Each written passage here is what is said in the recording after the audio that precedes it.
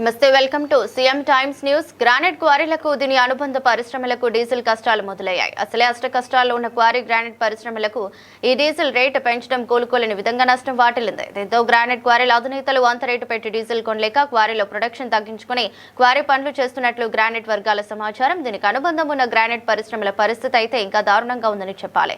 దీనికి సంబంధించిన వివరాలు ఈ క్రింద విధంగా ఉన్నాయి. Welcome to CM times. ప్రపంచ ప్రఖ్యాతిగాంచిన బ్లాక్ గెలాక్సీ గ్రానైట్ పరిశ్రమ నేడు ఆర్థిక సంక్షోభంతో కొట్టుమిట్టాడుతూ ఉంది చెప్పవచ్చు. ఒక పక్క ఇరాన్ ఇజ్రాయెల్ అమెరికా యుద్ధం కారణంగా డీజిల్ పెట్రోల్ రేట్లు పెరగడంతో ఈ ప్రభావం గ్రానైట్ పరిశ్రమపై పడిందని చెప్పాలి. డీజిల్ ధరలు వినియోగదారులకు ఇచ్చే రేటు కంటే పరిశ్రమలకు అదనంగా మరో 50 రూపాయలు పెంచి ప్రభుత్వం సప్లై చేయడంతో ఈ లెక్కన ట్యాంకర్కు దాదాపు 10 లక్షల రూపాయల మేర వ్యత్యాసం ఉండటంతో ఈ 10 లక్షలు షార్టేజీని పూడ్చుకోవాలంటే పరిశ్రమలకు కష్టంతో కూడుకున్న పని కావడంతో ఈ పరిశ్రమలు కొనారెళ్తున్నాయని చెప్పాలి. అసలే అష్ట కష్టాల్లో ఉన్న ఈ గ్రానైట్ పరిశ్రమ ఇటీవల కాలంలో ఏఎంఆర్ సంస్థ సేంద్రియ వసూలు చేయటం, దీనికి తోడు గ్రానైట్ పరిశ్రమలు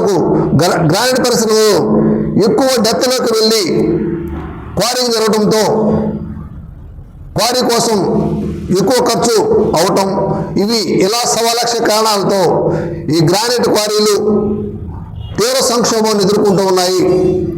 వీటికి అనుబంధంగా ఉన్న గ్రానైట్ పరిశ్రమలు కూడా ఇదే పరిస్థితి నెలకొని ఉంది.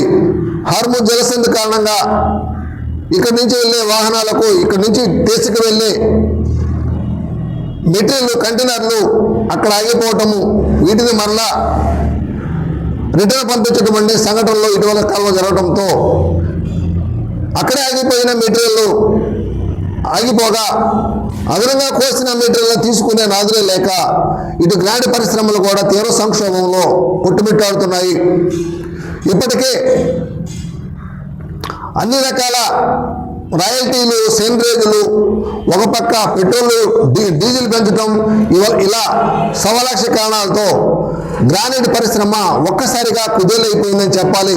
ఇప్పటికే చాలా ఫ్యాక్టరీలు ఉన్న ఫ్యాక్టరీలు దాదాపు 70% ఫ్యాక్టరీలు మూతపడి ఉండగా క్వారీలు కూడా అదే స్థాయిలో కొనారిల్లుతూ ఉన్నాయి.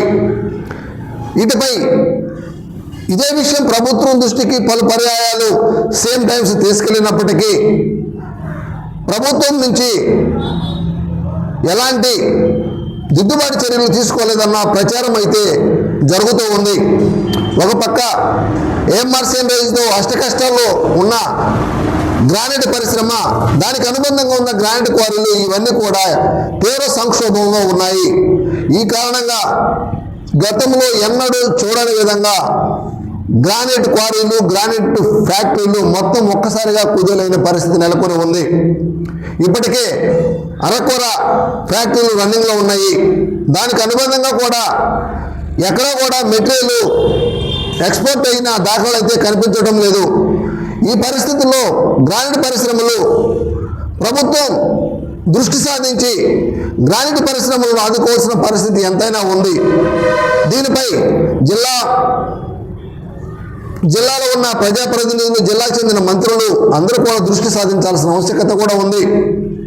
ఇక్కడ ఉన్న మంత్రులకు కూడా మంత్రులకు, ఎమ్మెల్యేలకు చాలామంది కూడా గ్రానైట్ క్వారీలు, గ్రానైట్ ఫ్యాక్టరీలు ఉన్నాయి. అయితే ఇదే విషయం, ఇక్కడ జరుగుతున్న ఇబ్బందులు, ఇక్కడ జరుగుతున్న కష్టాలు వారికి తెలియనిది కాదు. మరి ఈ పరిస్థితుల్లో ఈ గ్రానైట్ పరిశ్రమ ఇది ఇలాగే కొనసాగితే ఇప్పటికే చాలా ఫ్యాక్టరీలు మూతపడి, కొన్ని ఫ్యాక్టరీలు అయితే పాతినిముఖి మిషనరీలు అమ్ముకొని సొమ్ము చేసుకుంటుండగా, మరికొన్ని ఫ్యాక్టరీలు అయితే మూతవేసి ఉన్నాయి.